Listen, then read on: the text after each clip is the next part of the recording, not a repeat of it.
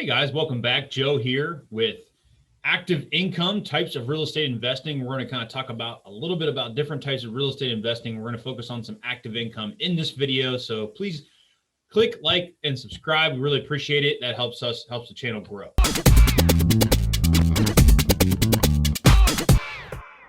We're going to be focusing on different types of income that you can make in real estate. And there's three different basic types here that we're going to focus on. And this video would be 3 hours long if we decided to go into detail on all three types, but it's basically active, passive, and then there's a hybrid of the two. And we'll talk about that in future videos. We're going to talk about the types. We're going to explain a little bit, and then we're going to talk about the pros and cons. You know, what should you do? What fits your character personality type? And I'll be honest with you guys, I haven't found anybody that has tried real estate that hasn't found something that they could do inside of real estate. It's that big. It's that vast and it's that diversified that anybody could excel in real estate depending on their skill set, personality, goals, whatever it is. And we're going to help you guys take some action here at the end of this presentation. So a quick disclosure, just use this for educational purposes only. If you have some real discussion or real advice that you really need to get, find somebody that is going to help you in that direction, like an accountant or an attorney. So active, passive, and hybrid. We're going to focus on active today mostly. So active is going to be flipping or wholesaling. That's kind of the two purest forms of active real estate investing. And then passive, I would say that one of the purest forms is a buy and hold, like, or landlording, so to speak. And then a hybrid type would be an owner finance. So it's a mix between the one and two there. So flipping is active income. And what you basically do, the thought process behind it is you market for a deal.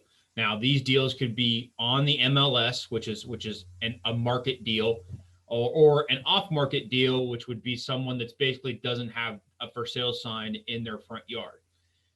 And you can find those all different types of ways. Anyway, you find the deal, you evaluate it, and you look at it, you kind of run your numbers, and you make a cash offer. Generally, you offer to close quickly with no issues. Like, hey, you got a broken down car in the backyard, no big deal, I'll take care of that. You want to make it as super simple as possible for the owner because you're offering them a lower price compared to maybe somebody else out there. So you're willing to take some issues along with the lower price, and it makes a quick sale for them. You fix up the property, and then you sell it to a retail buyer, and you basically repeat the process with somebody else. Pretty super simple. You're going to probably need a general contractor. Unless you are a general contractor, you're going to need tradespeople to come in. Tradespeople would be a flooring guy, an electrician guy, an HVAC person, a roofer, whatever. You're going to need people that, if you can't do it yourself, you're going to need somebody that can do it professionally. And you're going to need some appliances, obviously. A lot of people that like to, unless you're flipping it to a landlord, you're going to want to buy some appliances for the property that fit the area market, so to speak. And you're probably going to need to pull some permits. You're going to follow a standard operating procedure. You know, you're not going to be putting in new light fixtures while you're still ripping out the old electrical. You're not going to be putting in carpet while you're painting at the same time. There's a thought process behind everything, a standard operating procedure, and it's great for people that can follow a system, A through Z, and make it super simple and make a lot of money at it. Estimates are critical. So if you over rehab a property, you're going to lose profit. If you under rehab a property, you're going to lose profit. So if you over rehab it, then and the max price that you can sell for your area is $250,000, and you put an extra $25,000 into the property that just is above and beyond what the market is willing to pay for that, then you're going to lose money that way. If you under rehab it, then your property is going to sit on the market longer, or you're going to have to lower your asking price, which you're going to lose profit that way. So making sure that your estimates are on point is extremely critical to making sure that you maximize your profit. It's a very, very numbers focused game. So pros and cons of flipping here. Well, it's a great way to earn active income and replace or supplement a full-time job. You can build cash up quickly depending on how many of these flips that you can do in a year. And it is up to you, the flipper, how many deals you want to do in a year. If you want to just do one as a side business, one or two in a side business, then that's fine. But if you want to do 15 or 20, then that's more of a full-time job, and you're going to have a crew, and you're going to make more money that way. It's all up to you how big you want to go. So logical expansion, one rehab equals X people that you need to have in place moving at one time.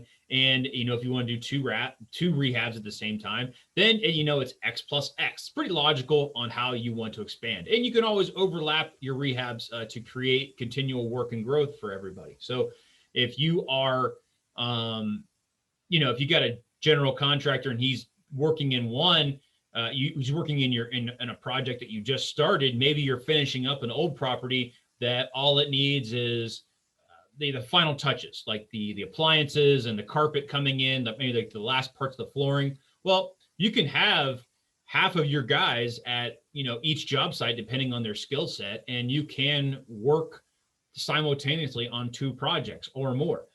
So it is a logical business, and it's very SOP related, so standing operating procedure focused, and it's very easy and logical to kind of create that. And you can do this in almost any market cycle. It is tougher to do it when the market is going down. You just have to kind of adjust your numbers. But if the market's going up or it's kind of flat, then it's all about your offer and how much rehabbing you need to do and what you think the property will sell for when you're done with it. That's like the three main components that you have to look at when you're flipping a property. The problem with flipping a property is that there's no real wealth creation. And what I'm saying is, you're like, well, that doesn't make any sense. You're making cash on every single deal that you make. Well, true. Wealth, the way that we talk about it on our channel is that it's something that is an asset that also appreciates and maybe pays off cash and pays cash flow down the road. So yes, it is a great way to create a paycheck. But it's not a real great way to build wealth. A great way to build wealth would be to buy something with that cash that is income producing and appreciates. So that could be as simple as a dividend paying stock or a rental property, or you buy a note on a property and you're the guy that is the bank. But this in and of itself in a vacuum is not a real great way to build wealth. And over leverage can happen to, or expansion can lead to collapse. There's a lot of people that are these flippers, and I've seen them personally, that they are like, they're the best of the best in the RIA, or they're the ones that's maybe not the best of the best, but they're growing the fastest. And they are on pace to be making, millions and millions of dollars a year. And then the market turns on them and they're super over leveraged and they are in big trouble, and then they collapse because all of their empires have been built on a house of cards and debt. So you really have to watch that to make sure you don't over leverage yourself. Don't get greedy, stay smart. And the unforeseen could equal loss. So let's say that you're doing a rehab project and you get in there and you start like, oh, this one outlet's not working properly. I got to open up this wall. And then you find like a bunch of mold in the wall. Well, now the property has to get remediated with mold, which has cost thousands of dollars, and you didn't account for that. So you always need to put in a factor of the unknown, so to speak. And a good flipper will always put in a factor to make sure that, like, oh, I'm going to set aside X% of my rehab budget just for the unknown. If I use it, then it's there. If I don't use it, then great. That's more profit for me. But the unforeseen is something that can burn newer flippers or flippers that get to be a little too excited about their numbers or try to chase something that really isn't there. So you really got to watch for the unforeseen, always account for the unforeseen, and just hope you don't have to spend that money. And time equals your profit margin. And like I said before there, if you under rehab a property and it just sits there on the market, you're not making any money. You only really make money when you sell the property. That's the only time in this process that you make money. So you really have to make sure that you are getting things done efficiently and effectively as you possibly can. And every single day that adds on to the process, that is a day that you are, losing money, so to speak. And that could come up with permits getting held up or the unforeseen. You open up a wall and there's a catastrophe inside that wall, then you lose money. So you really have to focus on like, oh, okay, should I sell this property for $250 and hope it sells for $250, or should I put it on the market for $230 and know for a fact it's going to sell real quick? Like that $20,000 difference, like what does that mean to me? Like, do I want to sell it right now at a fire sale, or I want to kind of gamble a little bit and try to get the $250 out of it? That's kind of up to you, and it kind of depends on the situation. The next active income that a lot of people know about, one of the most purest active types of income, is wholesaling. And wholesaling is basically you market for a deal. And when I say market for a deal, these are non-MLS. These aren't going to be on the market. These are going to be off-market deals. And when I say market for a deal, that means that you are using some sort of way to get people that don't have a property up for sale to want to sell their property. You're looking for deals that are out there that no one else is looking for or can't find or can't see by driving by a property. You evaluate the deal as if you were the buyer. So if you think it would be a good idea to flip this property, okay, then this is what you got to do. Or if it's going to be this would be a great wholesale to a landlord. Okay, well then what's the market rents in this neighborhood? That's important. And you secure the deal. There's different ways to do that. And then you market to your buyer's list, which is very important, having a strong buyer's list. And then you exit the deal, and then you repeat the process. So having a strong buyer list and lead list is probably the most critical things to your success. Also being very good at talking to your buyers and the potential sellers is very important too. But having an amazing lead and having a strong buyer's list, from what I've seen, are the two most critical points of being a successful wholesaler. Leads need to flow in on a regular basis. And I mean, a regular basis depends on, it depends on what a regular is kind of an up in the air term. That could be a lead comes in, once a week. It could be once a month, but you can't get 5 deals in and then go a year and not have any deals come in. It has to be consistent. And that consistency depends on what you consider to be consistent, but it has to be consistent. Like how often do those deals come in?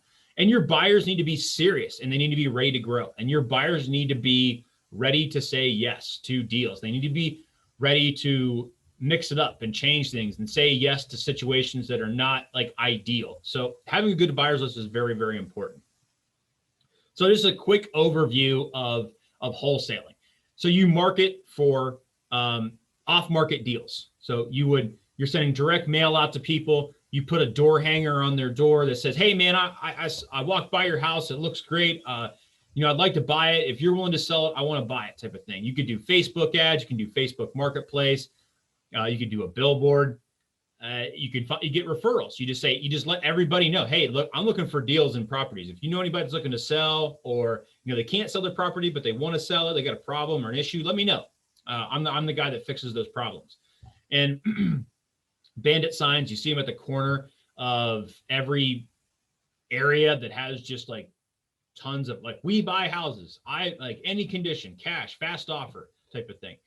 Stick those down, put a phone number on it, and people will start to call you if it's a good area, a good spot to put a bandit sign. Bulletin boards, you go into a restaurant and they have a bulletin board, or a bank, and it has that community bulletin board where you put your community, your business card up there. Just put, "I buy houses. Here's my name, my phone number, my website, whatever it is, cash offers, close quick, whatever gets the phones ringing." Business cards, hand them out to everybody. Same difference. T-shirts. It says, "I buy a house." Like, "I want to buy your house. Ask me about it." You could wrap your car with advertisement as well. But the thing is that you want to focus on is that there's two different basic types of approaches to this. And there's the rifle approach that is it's kind of my own term that a lot of other people like to use. And that would be, you're targeting someone directly. So that would be like your direct mail. That would be your door hanger. That would be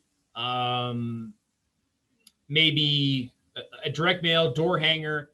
There's different types of direct mail out there, but you're specifically targeting a person or property because you want that specific house.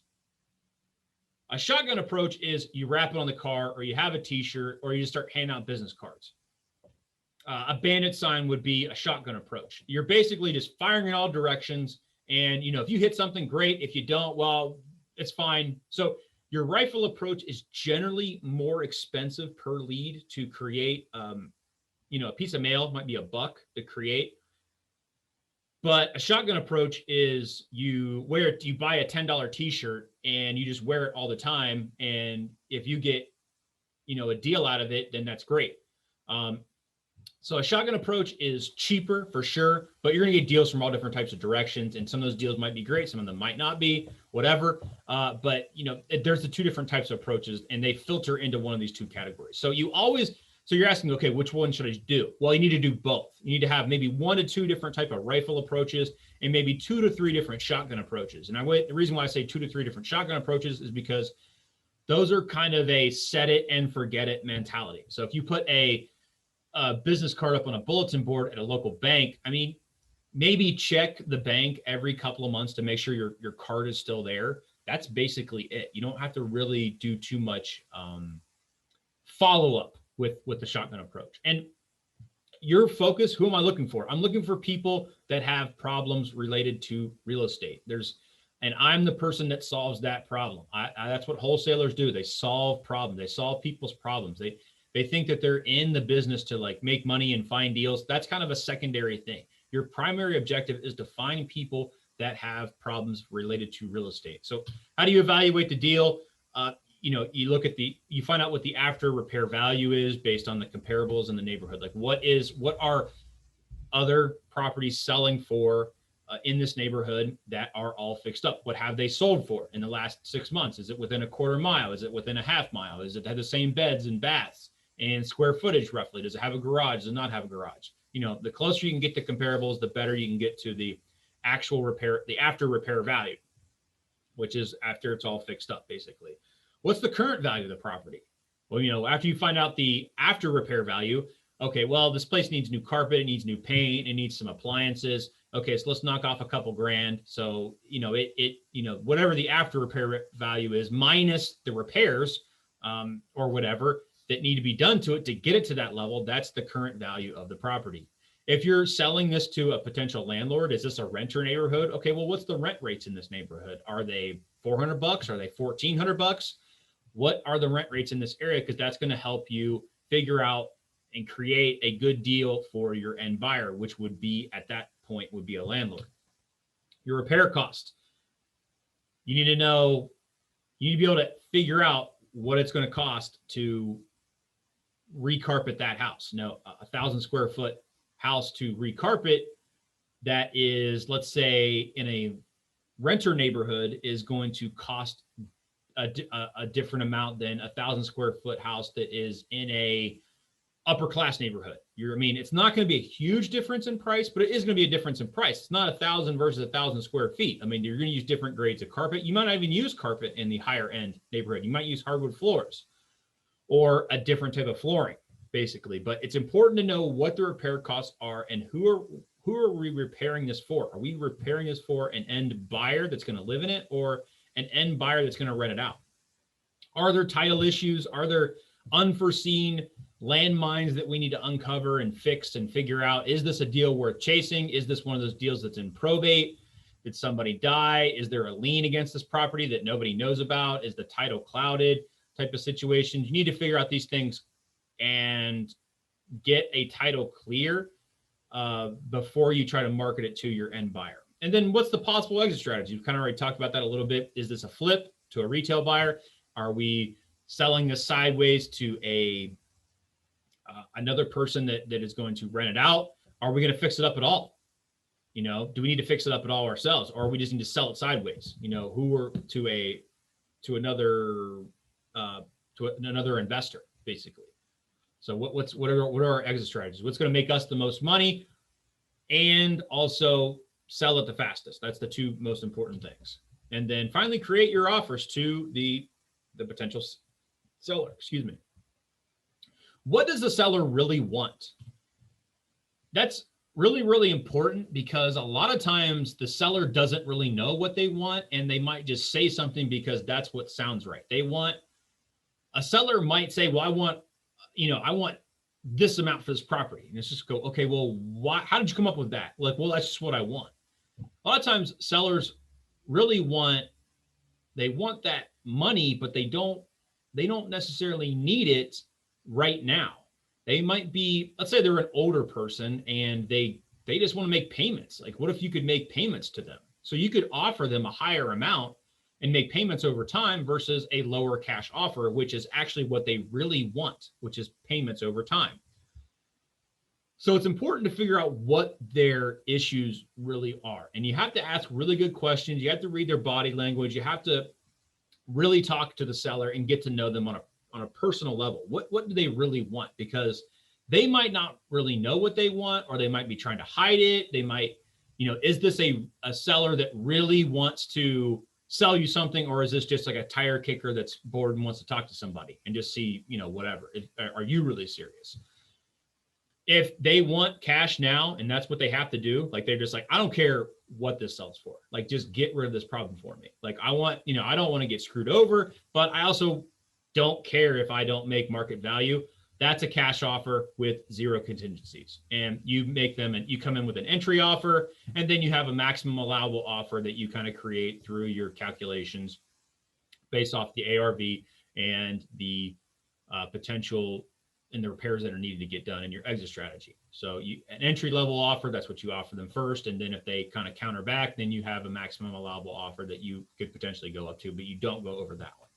Financing options, what are their terms? If they're willing to sell it to you over time, like let's say the house is paid off but they want top dollar for it. Okay. Are you willing to sell this to me over time? Are you willing to put a 5-year, 20-year, 30-year loan on this property?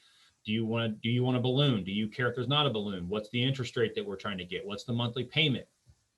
Some people are willing to do that. It's a little bit trickier. A lot of times your end buyer is just going to want to buy the property and not deal with the original seller at all. But some end buyers only want to do owner financing because that's a cheaper way for them to get into the deal, and they can scale up a lot faster. So know your buyer's list, and also know the seller, what they're willing to offer. Are they willing to sell the property on terms?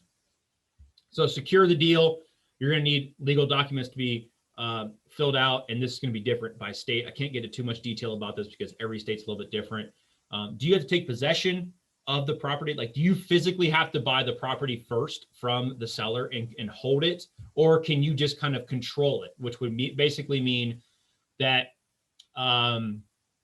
you're selling the property to me, I'm the wholesaler, and all I really need to do is make my contract assignable, which basically means like you and I have a contract together, and I can assign my contract to someone else, which basically means you haven't technically sold it yet to me. You're selling it. You're going to eventually sell it to this end buyer, and I'm just going to take a cut out of it for my finder's fee, so to speak. So do I have to actually buy it from you, like 100% done deal? Or do I just need to control the property, which basically means like you and I have a signed contract together, and then I can go out and find my buyer, and then I just assign in the contract. So you need to talk to an attorney about that to see what you can do in your state, because different states are different. So market to your buyers list. Now, obviously, you should already have maybe 2 to 3 people in mind that would want to buy this particular deal. You got your landlord's list, you got your flippers list, you got your backup people's list. And you want to create a one-sheet snapshot of the deal. Picture the basic facts about it. This is the sale price. This is the beds, the baths, the square feet. This is the address. It needs a new HVAC unit, newer roof on it, newer hot water tank, needs paint, needs carpet type of thing. Maybe even put at the bottom, like tell them, hey, great for flippers, like attention flippers. So you're telling people, hey, this isn't a renter neighborhood. Like this is where you flip, and you're going to take, it's not a deal for landlords. So type of thing. And you can make a private offer or you can blast market it. A private offer would basically like, hey, you go up to like one person, you just say, hey, I got this deal. I've only talked to you about this. I'm coming to you first because you're the best person on my buyers list, and I want to give you this deal first. You say yes. You say yes most of the time, more than anybody else, and you said you wanted to grow. I'm offering this deal to you first, type of thing. So they kind of feel like, ooh, I got something that no one else has. Like I want to take advantage of this. There's that approach, or there's just like you stand up in front of a RIA and just go, hey, I got a deal, come and get it. Whatever works for you, doesn't matter. Whatever works, whatever gets the deal done. That's the one you need to do. So basically, you're the middle person here. So there's the seller asking price. You add the profit. You add your profit in that you're trying to make off of the deal, and obviously you want to make as much as you possibly can without screwing up the deal. And then there's which equals the end buyer price, what the end buyer is going to buy. Exit the deal. So you have to do an assignment or you have to do a full close. So a full close would basically be like, I would buy the property from you and we do a full 100% close. Like I 100% own this property. And then I own this property, let's say for, I don't know, a day, basically. I don't want this property. I just bought it from you to follow the laws and be within the legal system, like I'm supposed to be. And then I would go to my buyer and I'd say, hey, Jeff, I got this deal. We already talked about it. I officially own it now. You're buying it, right? And they're just like, oh yeah, absolutely. Like we already agreed upon that verbally. So then they buy it. Or an assignment, which basically means I don't ever own it. I just create the contract, get it all done. And then I just collect my check from the end buyer. That's kind of my fee. And then you would just deal with them basically. So then this hypothetical situation here. So use the same title company over and over again to save money because that does help. But obviously you want to vet the title company and make sure that they are a good title company, good reputable title company. So find referrals, get a good and give them repeat business because they should be giving you a discount because you're bringing them repeat business. Cash your check and repeat. So some wholesaling pros. A people person will excel at this. If you are an extroverted person, you like talking to people, you like being creative, you like solving problems, that you're going to excel at this a lot faster than someone that's maybe a little bit more introverted.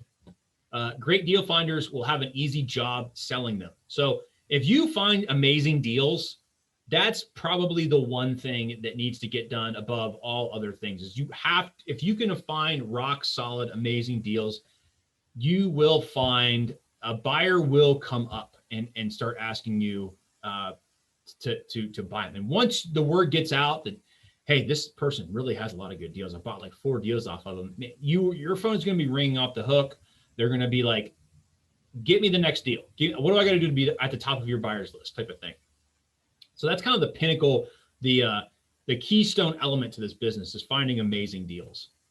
It's a very low risk of real estate investing. It's a very low barrier to entry. You basically just need some time and some money. So the time is basically you need to create mailers and figure out who you're going to be mailing to and where you're going to be putting bandit signs at, where you're going to be putting up your business cards, what RIAs you're going to be talking to, creating your buyers list, talking to sellers. And then the money is the actual advertising itself, like, buying the bandit signs, buying the business cards, buying the stamps to put on your letters, creating the letters, the inkjet for your printer, whatever that may be.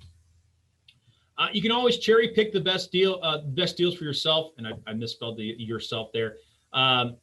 So you can, if you are a landlord or a flipper, and a lot of people like to cherry pick their own deals. They're just like, okay, a lot of people become wholesalers just because they can't find deals from anybody else. They're just like, all right, well, I'll just find deals for myself. And then when I do, I'll just pick the best ones for myself. And if I got too many, I can't handle them all, then I'll just sell them off and make some quick cash. You can delegate a lot of the busy work. So if you're stuffing envelopes, putting addresses on envelopes, putting up bandit signs, all of this stuff can be delegated to people that are going to do it for a low labor cost. And even answering phone calls, you can do that. You can set that up with a phone screener. And then this is a great way to get started in real estate in the fact that you will learn at a very quick rate if you stick with it and excel. The problem with wholesaling is that it takes time to get deals flowing. Like, don't get me wrong. You could walk in and you say you're a wholesaler and start looking within a week, you'd find an amazing deal. That is possible, 100%. But that is more the exception than the rule.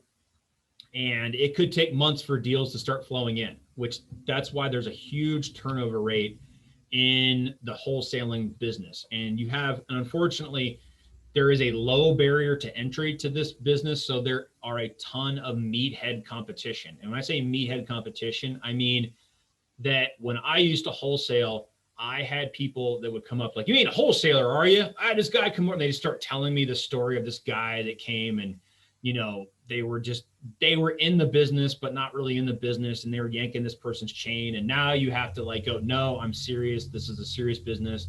You have to you're already a half a step behind in the conversation because someone came in before you and did a bunch of dumb stuff. If you're not a people person, it's going to be harder for you. Marketing costs and time up front. So, I mean, you're going to invest X amount of dollars. It could be hundreds. It could be, I mean, you're going to invest you're going to have more time or more money on your hands to get this job done.